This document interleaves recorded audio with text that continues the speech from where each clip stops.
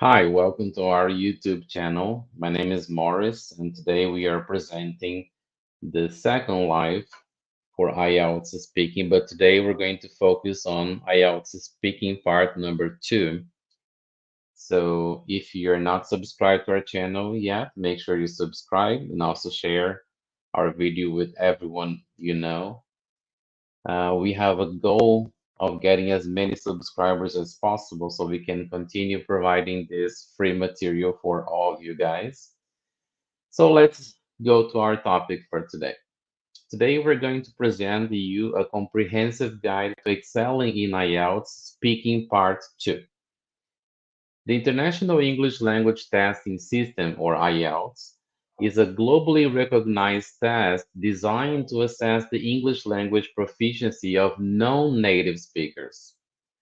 It is widely used for academic, immigration, and professional purposes. The IELTS speaking test is one of the four components of the exam, alongside listening, reading, and writing. In this guide, we will focus on IELTS speaking part 2, also known as the long term, which requires candidates to speak on a given topic for about 1 to 2 minutes. Let's start with understanding IELTS speaking part 2. IELTS speaking part 2 is designed to assess your ability to speak at length on a particular topic. You will be given a task card with a topic and a set of points you should cover in your speech. After 1 minute of preparation time, you're expected to speak for up to 2 minutes. The examiner will then ask one or two follow-up questions related to the topic.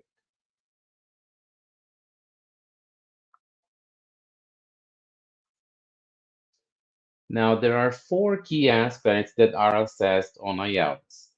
Number one is fluency and coherence.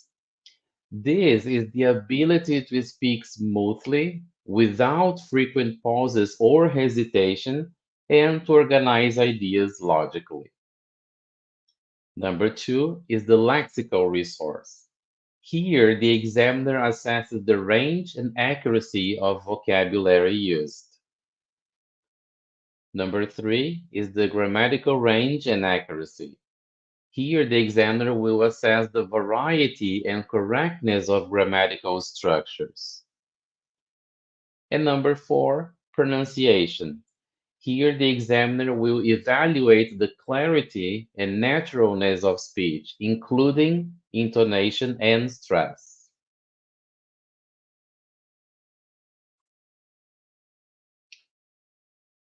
Now, now, there are important preparation strategies that you can use before the day of the IELTS exam. Number one is understand the format and criteria. Here, you must familiarize yourself with the structure of IELTS speaking part 2 and the assessment criteria. This will help you understand what the examiners are looking for and tailor your practice accordingly. Number two, build your vocabulary. A broad vocabulary is essential for expressing ideas clearly and accurately. Focus on learning new words and phrases related to common IELTS topics such as education, work, travel, technology, and culture. Use flashcards, vocabulary apps, or word lists to reinforce your learning. Number three, practice speaking regularly. Consistent practice is key to improving your speaking skills. Practice speaking on a variety of topics and try to speak for at least 2 minutes without stopping. Then record yourself to identify areas for improvement. Number four, develop fluency. Fluency can be improved by speaking regularly and engaging in conversations with native speakers or fluent English speakers. Participate in language exchange programs, join English speaking clubs, or use online platforms to practice speaking. 5. Work on pronunciation. Clear pronunciation is crucial for effective communication. Focus on the sounds of English, word stress, and intonation patterns. Use online resources, pronunciation apps, or work with a tutor to improve your pronunciation. 6. Practice using IELTS cue cards. Familiarize yourself with the types of topics that commonly appear in IELTS Speaking Part 2. Practice with cue cards and simulate exam conditions by timing your responses. Focus on covering all the points on the card within the given time frame. 7. Improve grammar and sentence structure. Use a variety of grammatical structures to demonstrate your range and accuracy.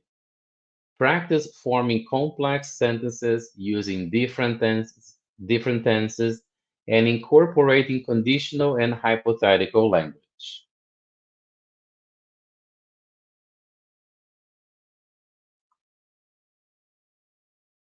Now we are going to go over a few effective techniques for IELTS speaking part 2. Number 1, analyze the cue card. When you receive the cue card, read it carefully and identify the main topic and subpoints. Underline or highlight keywords to ensure you cover all aspects of the task. Number 2, planning your response. Use the 1 minute preparation time wisely. Jot down key points and ideas related to the topic. Think about how you will structure your response, including an introduction, main points, and a conclusion. Number 3, structuring your speech. A well-structured speech is easier to follow and demonstrates coherence. Here you have a suggested structure. Introduction. Briefly introduce the topic and provide some background information. Main points. Discuss each point on the cue card in detail. Provide examples, anecdotes, or explanations to support your ideas. Conclusion. Summarize your main points and provide a closing statement. Number 4, using connectors and signposting language. Connectors and signposting language help to organize your speech and guide the listener through your ideas. Use phrases such as, first of all, in addition, for example, on the other hand, and in conclusion, to link your points and enhance coherence. 5. Expanding your ideas. To ensure you speak for the full 2 minutes, expand on each point by providing additional details, examples, and explanations. Think about the who, what, where, when, why, and how of each point. Number 6, managing your time. On test day, the examiner is the only one who can see the timer. In order to have an idea of how much you can speak for 2 minutes, the best thing to do is to practice at home and time yourself using your cell phone. During the actual test, if you run out of things to say, refer back to your notes and think of related ideas or experiences. Another thing that you must understand is what happens if you speak more than 2 minutes. In this case, the examiner will interrupt you at the 2 minute mark. This is totally fine because you have already shown the examiner that you can speak at length.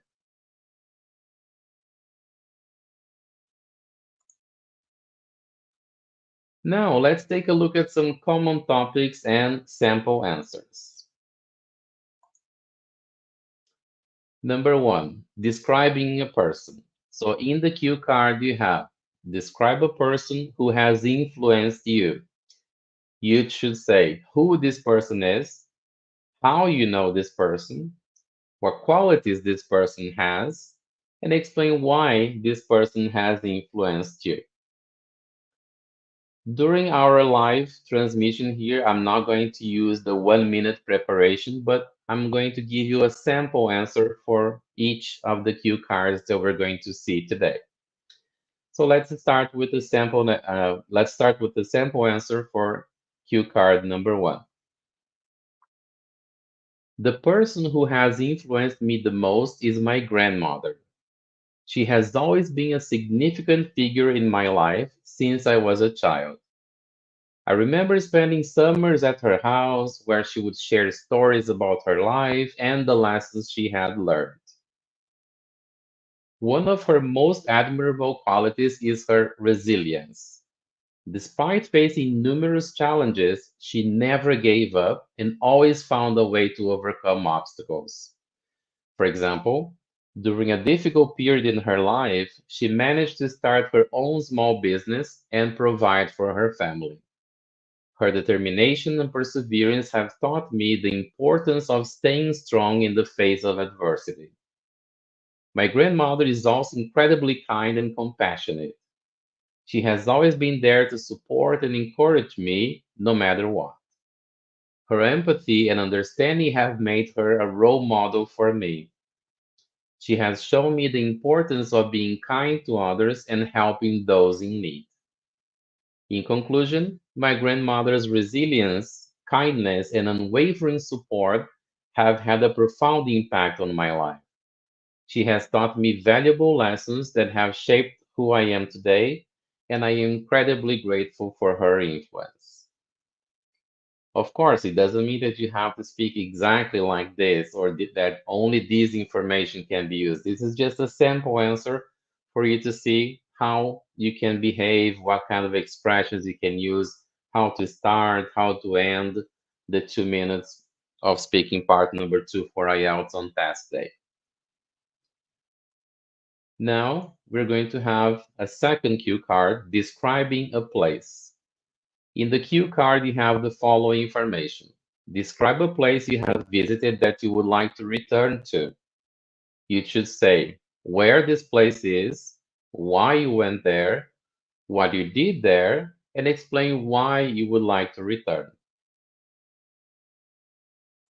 So let me show you here a sample answer for cue card number two. One place I have visited and would love to return to is Kyoto, Japan. I visited Kyoto a few years ago during a holiday trip, and it left a lasting impression on me. Kyoto is a city known for its rich history and cultural heritage. During my visit, I explored numerous temples, shrines, and traditional gardens.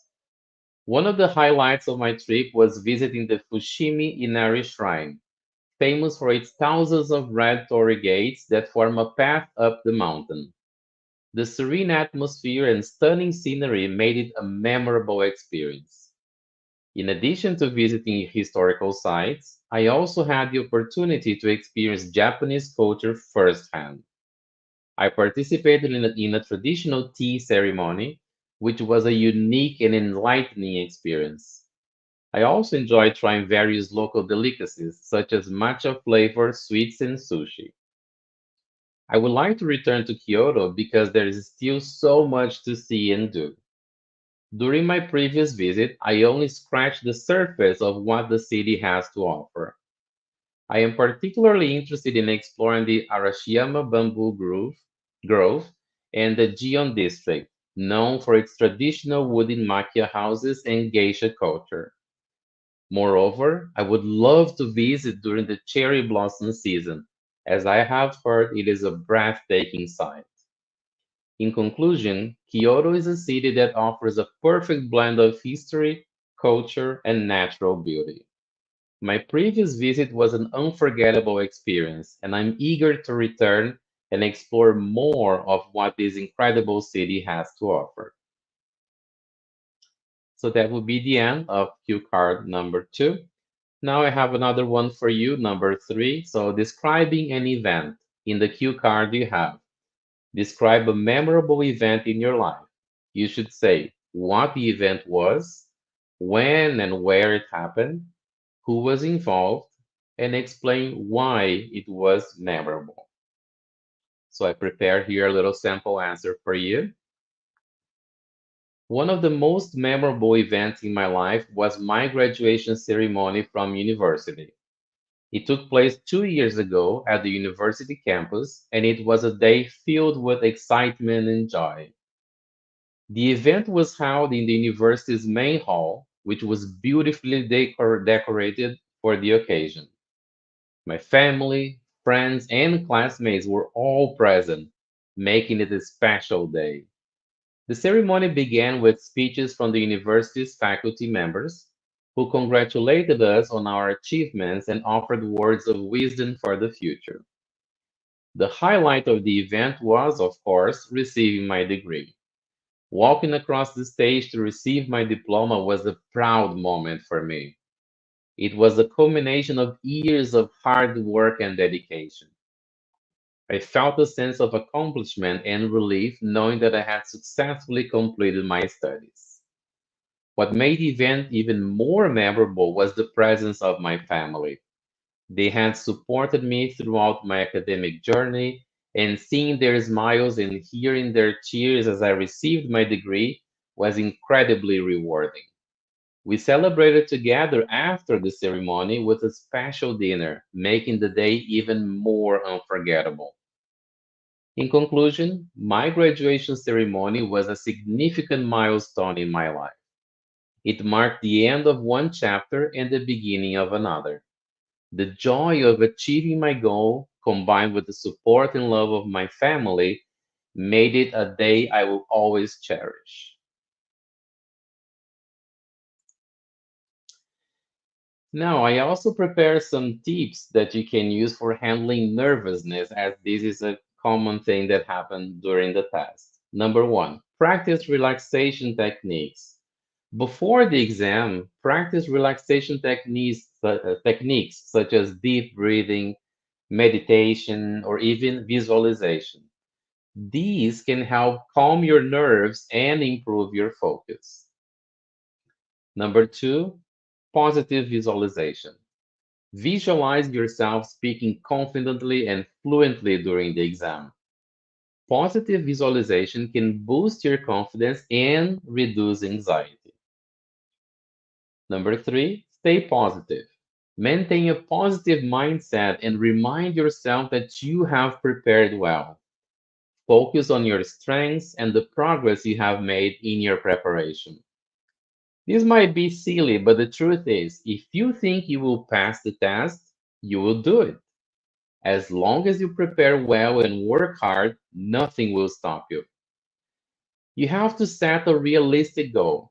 If you have never taken the IELTS exam before and you don't speak English on a regular basis, you cannot expect to be ready in 2 weeks. The other way around is also true. If you think you will fail the test, that's what is going to happen. Number four, practice under exam conditions. Simulate exam conditions during your practice sessions. Time yourself, use cue cards, and practice speaking without interruptions.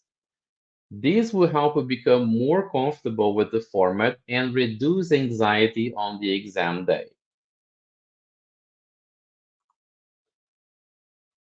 Well, in conclusion, we have talked about many things today, but excelling in IELTS speaking part 2 requires a combination of preparation, practice, and confidence. By understanding the format, building your vocabulary, practicing regularly, and using effective techniques, you can enhance your speaking skills and achieve a high score. Remember to stay calm, manage your time wisely, and focus on delivering a well structured and coherent speech. With dedication and perseverance, you can succeed in the IELTS speaking test and achieve your desired score. So thank you very much for watching our live transmission today. If you have any questions, feel free to leave a comment on the video because we're going to leave this video posted on YouTube, on our YouTube channel. So have a fantastic day and I'll see you next time.